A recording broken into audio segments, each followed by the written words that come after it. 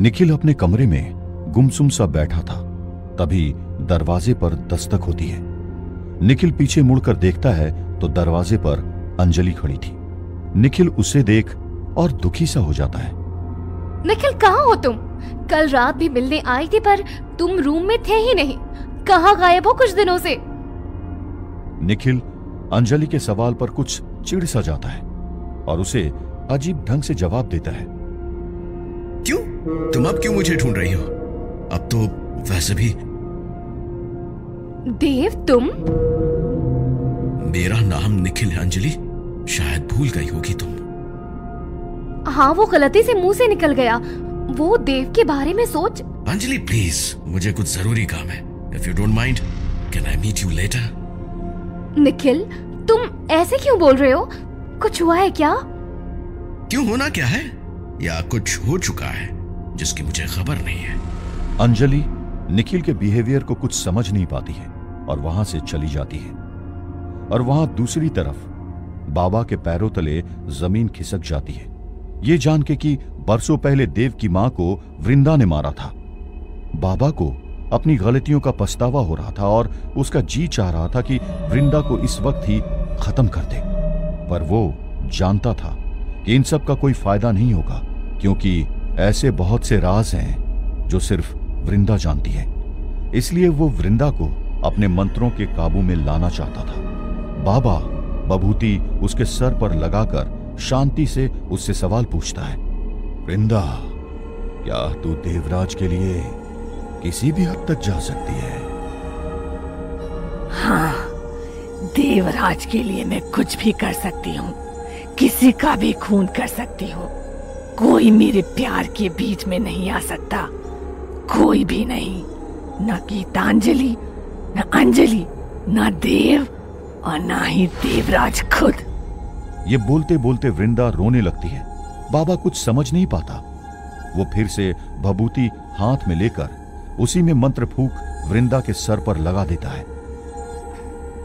वृंदा रोते रोते उस नजारे को याद करने लगती है। सब ठीक चल रहा था। देवराज का भरोसा गीतांजलि से उठ गया था, पर न जाने कहां से उसने फिर देवराज से मिलने का रास्ता ढूंढ लिया। देवराज, एक बार हमारी बात सुन लीजिए। तुम्हें यहाँ आने की इजाजत किसने दी? दरबान, दरबान। दरबान को बुलाने से पहले एक बार हमारी बात सुन लीजिए। देवराज, हम आपकी पत्नी हैं। हमें किसी की इजाजत की जरूरत नहीं है। हम आपकी पत्नी और इस घर की रानी हैं। ये बात आप भूल चुके हैं, पर हमें अच्छे से याद है।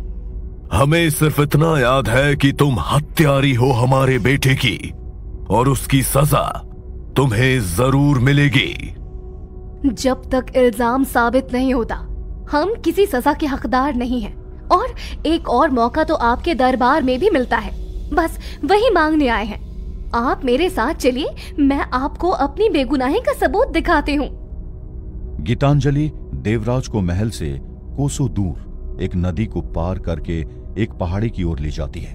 वहां वृंदा पहले से मौजूद थी, इसलिए गीतांजलि ने देवराज को छुपने के लिए कह दिया था और खुद वृंदा के सामने गई।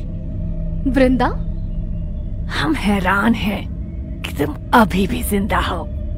तुम्हारी जगह कोई और होता तो कब का अपनी जान दे देता।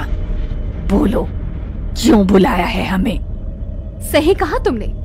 वैसे भी हमारे पास जीने की अब कोई वजह नहीं छोड़ी है। तुम्हारी मेहरबानी, लेकिन हम तब तक अपनी जान नहीं देंगे जब तक तुम देवराज को खुद सच नहीं बता देती हो। अच्छा, कौन सा सच? किन सब के पीछे हम हैं? तुम्हारे प्यारे बेटे को हमने मारा है, या ये देवराज के छोटे भाई भास्कर और उसकी प्रेमिका को हमने मारा है?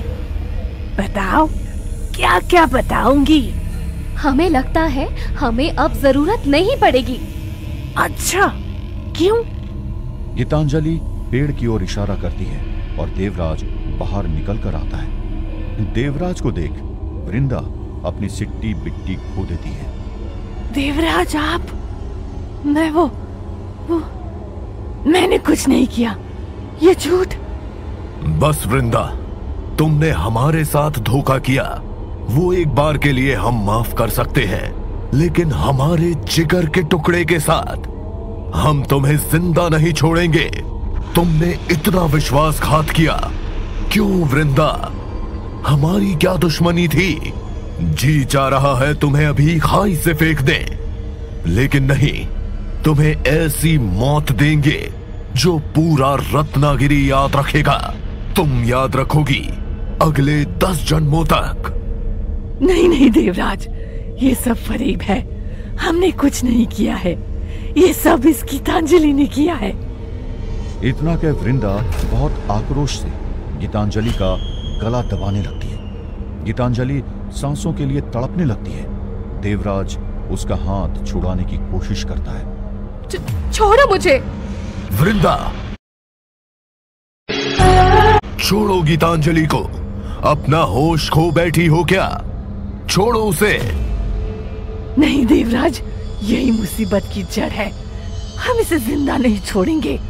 देवराज सिर्फ वृंदा का है, समझी तू? देवराज सिर्फ वृंदा का है, समझी? नहीं वृंदा, ये सच नहीं है। देवराज हमेशा से गीतांजलि का था और रहेगा। ये बात सुन वृंदा आग बबूला हो जाती है और अपने होश खो बैठती है और गुस्से में गीतांजलि को दूर फेंककर वृंदा अब देवराज की गर्दन पकड़ लेती है। वृंदा, तुम्हारा दिमाग तो खराब नहीं हो गया है? छोड़ो हमें। गीतांजलि जब ये देखती है तो भागते हुए वृंदा के पास जाती है। छोड़ो देवराज को, छोड़ो। क्या कर रही हो वृंदा? तुम्हारी दुश्मनी हमसे है, उन्हें छोड़ दो। वृंदा अपनी पूरी ताकत लगाते हुए देवराज का गला दबा रही थी। वृंदा की ताकत से देवराज पहाड़ी के ऊपर जा रहा था। फिर वो हुआ जिसकी कोई कल्पना भी नहीं कर सकता है। देवराज! गीतांजलि की चीख सुन वृंदा को होश आता है और उसे एहसास होता है कि उसने देवराज को खाई में फेंक दिया है। यह किस्सा सुनाते वक्त वृंदा बाबा के सामने दहाड़े मार मार कर रोने लगती है और बस एक ही चीज दोहराती है। देवराज, अगर आप हमारे नहीं हो सकते तो हम किसी और के भी नहीं होने देंगे। देवराज, अगर आप हमारे नहीं हो सकते तो हम किसी और के भी नहीं होने देंगे। देवराज, अगर आप हमारे नहीं हो सकते तो हम किसी और के भी नहीं होने देंगे। वृंदा की हैवानियत सुन बाबा हक्का बक्का रह जाता है। देवराज, हमारा प्यार था, हमारा। हमें बहुत दुख हुआ वो करते हुए, पर हम मजबूर थे। अनजाने में हुआ हमसे वो। देवराज से हमें दुनिया की कोई ताकत अलग नहीं कर सकती। देवराज खुद भी नहीं। देवराज से हमें दुनिया की कोई ताकत अलग नहीं कर सकती। देवराज खुद भी नहीं। देवराज से हमें कोई ताकत अलग नहीं कर सकती। देवराज खुद भी नहीं। ये बोलते बोलते वृंदा बेहोश हो जाती है और बाबा उसे कमरे में रखी खाट पर लिटा देता है। उसके पैर में एक काला धागा बांध उसके बेहोश शरीर एक खाट से बांध देता है और खुद हवन कुंड के सामने आके बैठ जाता है।